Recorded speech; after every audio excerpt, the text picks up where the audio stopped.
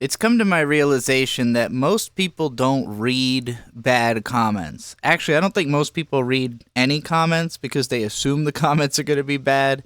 And I think typically if you see a comment that looks bad, you just go, oh, Jesus. But if you do read a bad comment, you go, what the fuck is wrong with this person? And then you move on.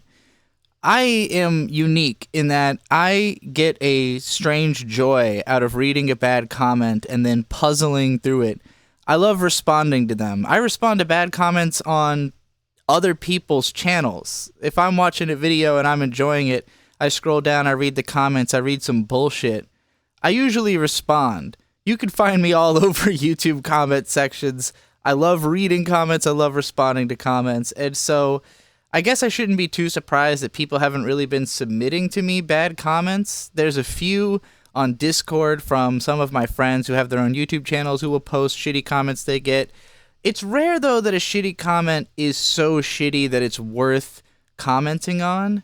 I'm going to go through a few on this episode. I decided to open this back up to variety again because it's more fun than just doing one. But in order for me to find as many bad comments as would be necessary to make this channel very active, I would need a lot of submissions, not just like the occasional comment that kind of sucks. I need to receive like consistent stream of bad comments all the time so that I can sort through them and pick out the worst ones. Now, on my own channels, I mostly get positive comments. I'll probably get 10, 20 positive comments for every negative comment that I get.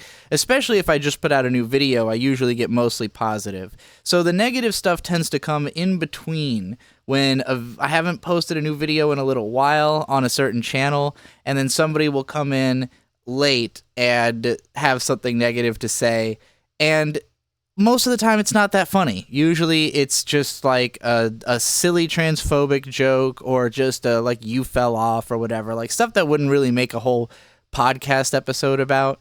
But occasionally I get gems like this one from Gizmos the dog. This was on a video I did called Imagine You're a Boy, and at the start I asked some questions about like, how did you first find out your gender? Did somebody tell you? Do you remember like learning it from somewhere? You know, how did you find out what it means to be a boy or a girl and that you were one or the other? Which everyone has to have had that experience at some point. Like you were not born knowing that shit. Somewhere along the line you learned that. But according to Gizmos the dog, that's a completely out of touch line of questions. Never mind that literally everyone has had this experience. This is apparently a completely out-of-touch line of questions. I don't think anybody got a sit-down conversation about what gender they are as a little kid. What do you mean by a sit-down conversation? Because I never had a sit-down conversation almost about anything ever. It was like I just talked to my parents, and then they would say things to me, and I would therefore learn. That's normal. Normally, you just ask a question, and they tell you the answer. Mom, what's a boy? Oh, you're a boy. Why am I a boy? You have a penis. Oh, that's a conversation you might have had with your parents. But anyways, I can't believe we're even talking about this still. This is where I started to be like, what do you mean by this? What are we still talking about? What do you mean? And then the sentence that truly sent me. This is where I realized I wasn't just reading a bad comment. I was reading a legendary comment. I literally run from trans people when I go out. I literally run from trans people when I go out. This person is walking around out on the streets, sees someone that he thinks is trans, and runs. Transphobia usually means that you're afraid of like the conceit of trans people, or you don't want to give them grace, or you don't. It's not usually like literally deep-seated fear of trans people, like phobic fear, like actual I'm running away, like I just saw something that I am terrified of. Like this person has taken transphobia to a yet unseen level. I said it's like a competitive sport. It's almost impressive. This guy is like trying to be transphobic. He is going out of his way to try to win at transphobia. in a way I've never seen before. I've never seen someone say, I literally run away from trans people when I go outside. That's crazy. Continuing, I've never one time hung out with one and the entire conversation wasn't about their gender or their mental health. So now I am to believe that this guy is simultaneously having conversations with trans people numerously, but also running away from them on site. How many trans people could you possibly have talked to and they made it about their gender? Because personally, I've never had this experience. And I haven't even really run into that many trans people. We're not like all over the place. There's not a ton of us walking around for you to be running away from. If you don't live in fucking Minnesota or Seattle, Minneapolis or Seattle, I mean, like, I don't know how the fuck you're running into trans people all the time for you to have conversations about their gender and run away. But the trans people that I've met in real life usually don't want to talk about their gender at all because it's a sore subject and it sucks to bring up. Trans people do talk about their gender online because that is an outlet for expression. It's a place they can go to talk about it. And this makes me think what this guy really means is every time I have read something online posted by a trans person, it was about their gender. And resultantly, I am now so afraid of them that if I see them, I will run away, which obviously has never happened. He has never seen a trans person and run away. He's never had a conversation with a trans person that was about their gender or mental health. He's just fucking lying. He's just completely full of shit. This is an unrealistic story that would never happen. Then he continues, it's not healthy. One of my best friends owns a gay bar in Miami. He tells me all the time how trans people are his worst customers, says the just too antisocial. I don't believe that this guy has a best friend who owns a gay bar in Miami and has said that trans people are his worst customers. If any of that was true, he would have told that as the whole story. There would be like a lot more to it. Why are we talking about trans people at a gay bar? It's a gay bar. It's not a trans club. Who, like, yeah, he's probably upset that trans people are coming into his gay bar, and he's probably, I mean, I imagine if you run a gay bar, you're a gay man who's looking for gay men to have gay man interactions in your bar. There's plenty of gay people who are transphobic because they feel it's muddying the waters of them just being gay. As for trans people being antisocial, that can be true, but you know why it's true? Because people like you are literally running away at the sight of them. I would also be antisocial around you. I wouldn't talk to you. I would tell you to go run, little bitch. Go run away like you do. Go run away. I'm a trans person. You need to be 1,000,000 miles away. You need to run, dog. You got to start running. You don't know what I'm going to do. I might talk to you about my gender, dog. You better run. What a terrifying experience that would be to hear about someone's gender or mental health. Ah, not gender and mental health. My kryptonite. Ah, I gotta run. This is insanity. This is such a funny fucking comment. I had to share this one. I needed all of you to see this. I literally run from trans people when I go out. It's one of the funniest, as Dingy puts it, self-owns that I have ever seen.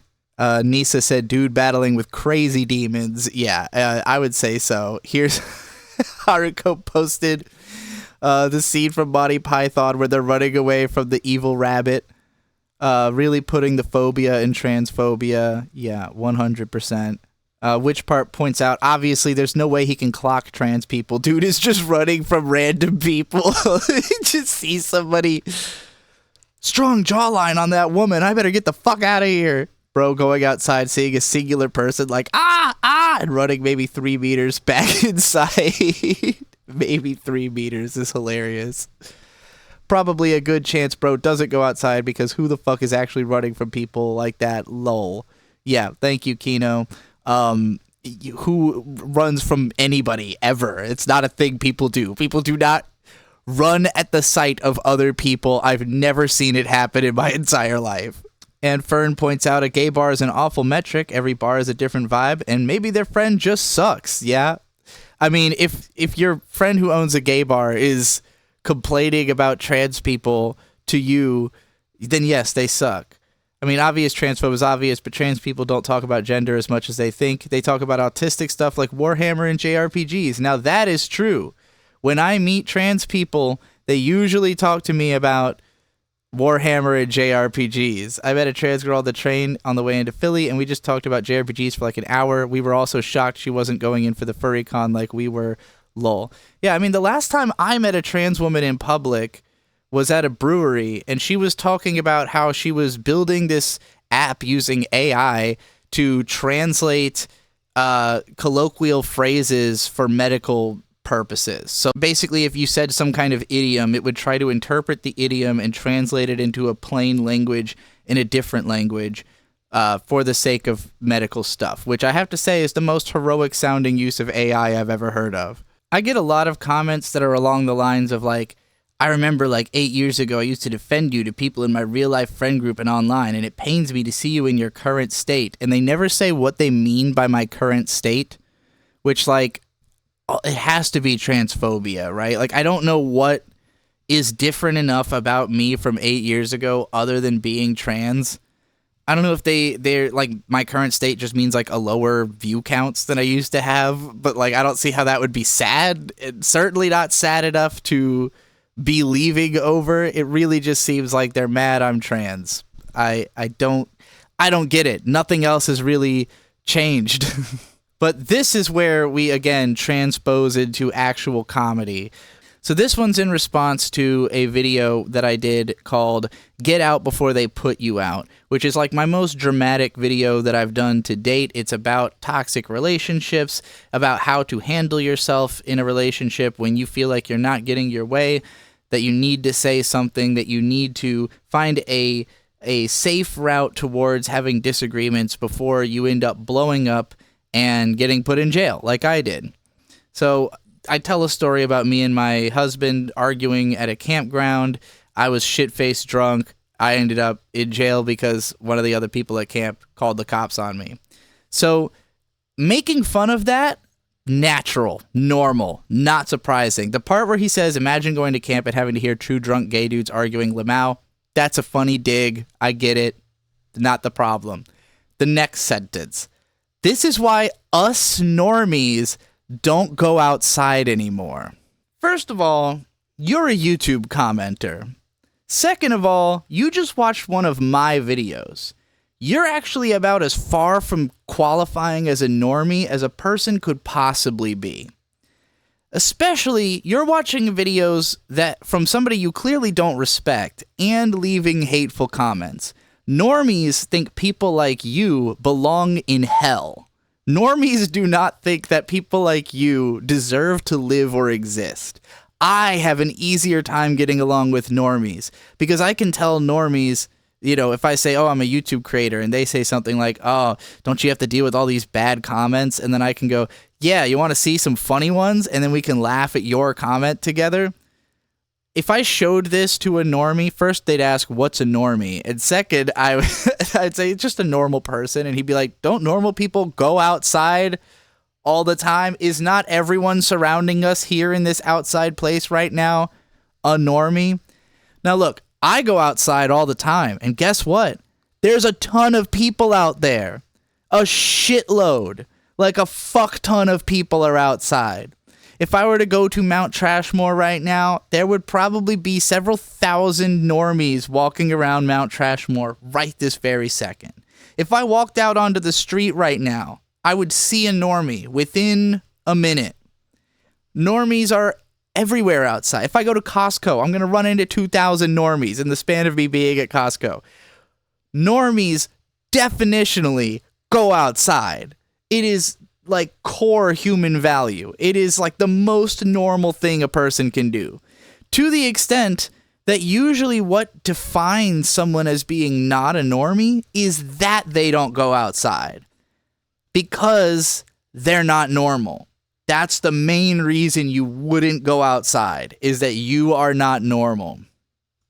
So this person referring to us normies, implying that he believes he is a normie, and then saying something that normies would never do, implying that something he does is something that a normie does, but then describing something no normie does.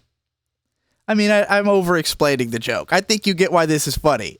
Us normies don't go outside anymore is just as hilarious to me as every time I see a trans person, I literally run away. Both of them are funny because they show this unfathomable cowardice. Like, you're afraid of trans people? You're afraid of going outside? Are you kidding me? You know what I would do if I heard two gay dudes arguing when I'm outside? Laugh! I would laugh at it. I would be like, oh my God, these two are getting into it. Holy shit. That would be hilarious. Yes, go outside. Go outside. Please go outside. Please go outside. Everybody, please go outside. Please. Don't be a fucking pussy like these two commenters.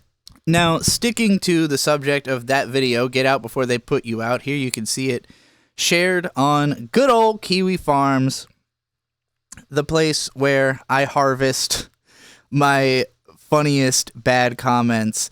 This one, though, is not as much funny as it is a great case study in bad faith interpretation. This comment is like a Matryoshka doll of bad faith interpretation. And so I'm going to go over it. It starts off, this is from No Idea What I'm Doing.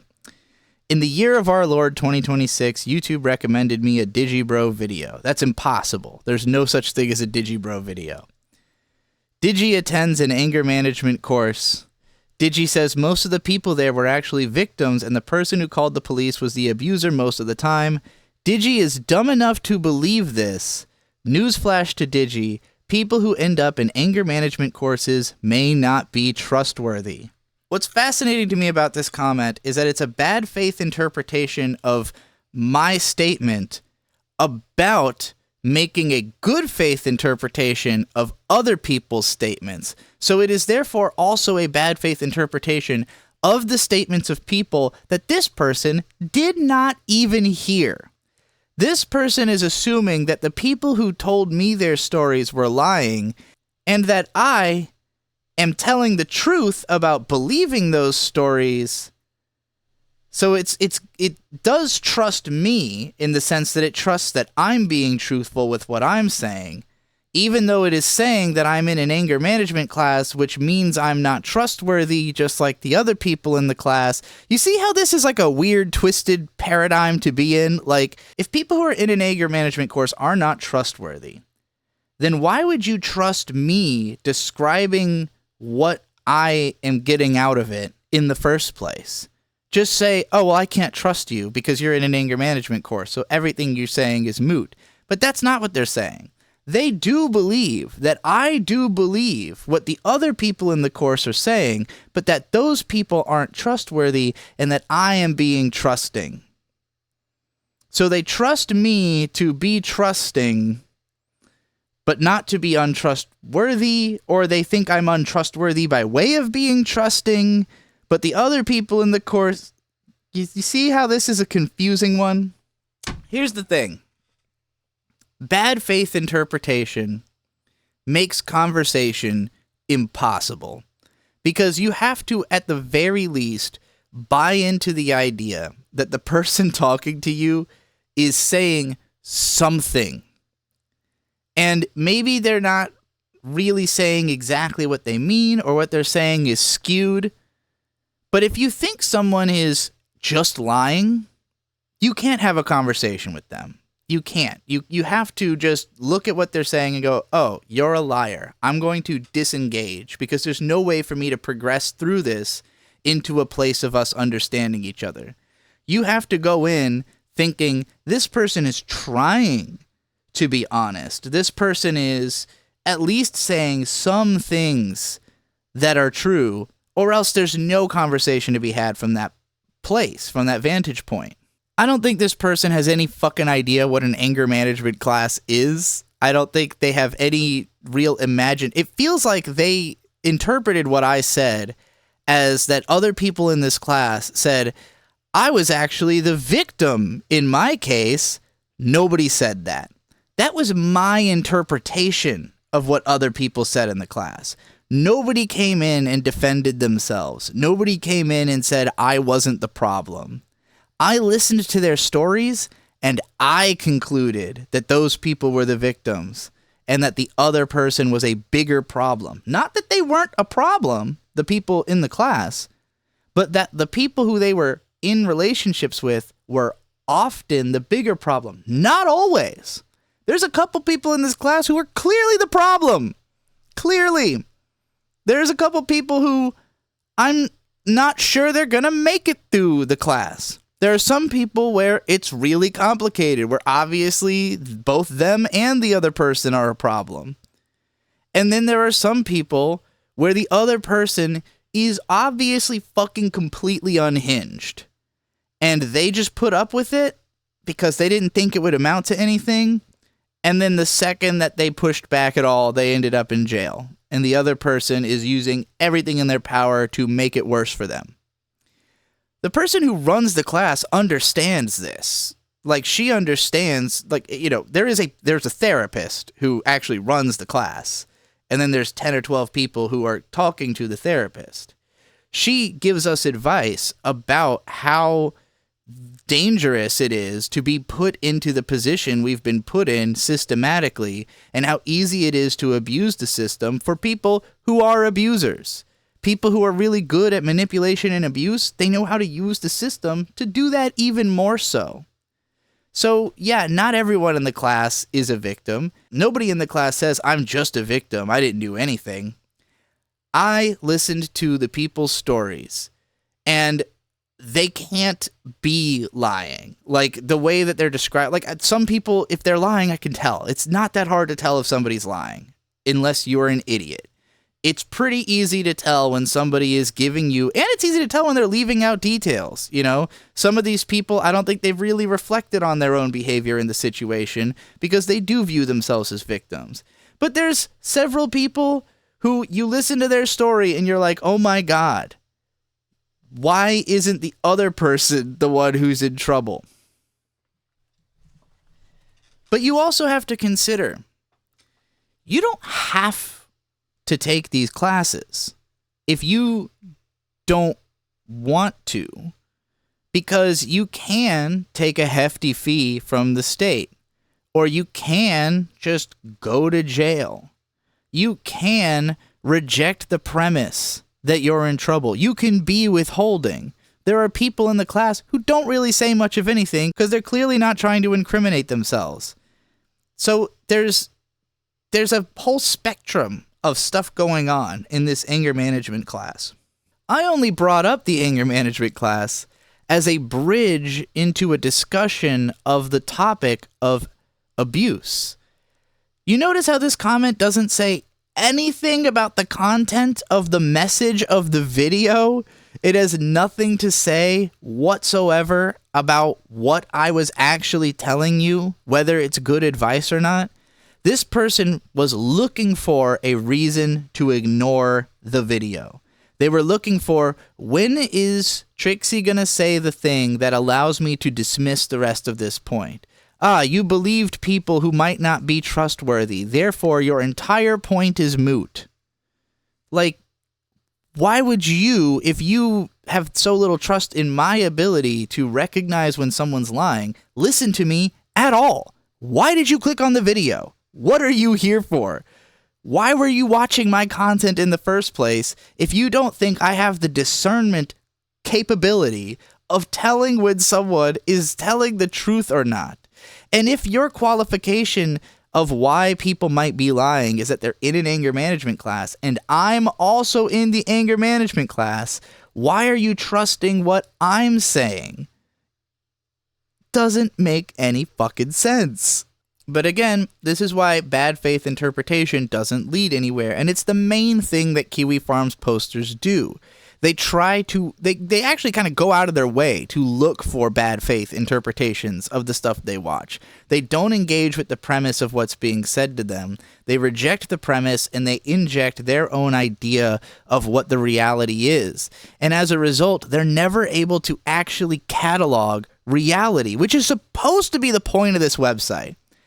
It is supposed to be that people are actually keeping track of what lolcows are doing. But they don't do that because they refuse to engage with the reality of what's happening. They want to create what is for them a more interesting fantasy. They want to create a version in their minds that makes sense to them, that allows them to completely dismiss the person. Well, this person, everything they do must be lolcow behavior. Everything they say must be somehow disprovable. And so they go looking for the aspect that they can disprove, and they never even engage with the aspects that they can't find an argument with. This guy had nothing to say about the point of my video. He only commented on the idea that I was trusting someone he doesn't think should be trusted. Never mind that that was just a setup anecdote leading into a way bigger point. Did he get that point? Did he disagree with the actual point of the video? I don't know. I don't know if he made it that far in. I don't know if he even internalized what I was saying. I can't tell if this guy understands what I said in this fucking video at all. I only know that he went in, found something he could disagree with, and then posted about it on Kiwi Farms. If he had any argument against the points that I was making in the video, this could be an interesting conversation starter. But instead, it's a conversation ender. It's, I found a reason to not listen to you, so I'm not going to. And then proudly announcing that for some reason. Like, not just walking away, not just going, oh, I guess I don't have to pay attention to this because I don't trust the premise. But, like, going out and stating and, like, holding up the statement of, I didn't watch the rest of this video because you said this. Like, okay, nobody fucking cares that you didn't get the point and didn't want to engage. Why are you telling us this? I was going down a whole other rabbit hole of a third segment here, talking about this idiot and what he's responding to. And I fucking ranted for like 10 minutes and the audio was just not working for no apparent reason. The audio just wasn't working for the last segment of me ranting. So I'm going to save that. I'm going to save it for another thing. I'm going to make a follow-up because it's a situation that's still in development and I want to see where it goes. And then I'll report to you as a whole story. But we'll take this as the episode about bad faith commenting because I do think that deserves to be its own video. And next time we'll get into concerned trolls on a deeper level. I hate concerned trolls more than anything else in the world. I don't know why my icons are doing this on my desktop. This laptop is ready to die. I think this laptop is on the last legs of its life. So anyway, thanks for watching Comments on Comments. Please send me bad comments. If you see them out in the wild, send me all the bad comments. Y'all have not been sending me any bad comments. I understand you don't want to read them. You don't have to read them. If you notice a comment looks bad, just screen cap it and send it to me. Be like, I didn't read this, but I'm sure it's terrible. I just need more bad comments to respond to. Maybe I'll make a video about good comments too, but usually with good comments, my response is just like, yeah, that was correct. You know, like there's not much to say. With bad comments, it's like you gotta puzzle out what's going on in this person's fucking head. So at some point, I'll report back on the situation of the concerned trolls. I'll let it develop a little bit further because I don't feel like going through all the fucking shit I just said that didn't get picked up on the recording. I'm honestly lucky that it made it through the Kiwi Farms segment because the audio gave out like fucking 20 seconds into me doing the next segment. All right. Thanks for listening. See you in the next one. Bad comments forever. No!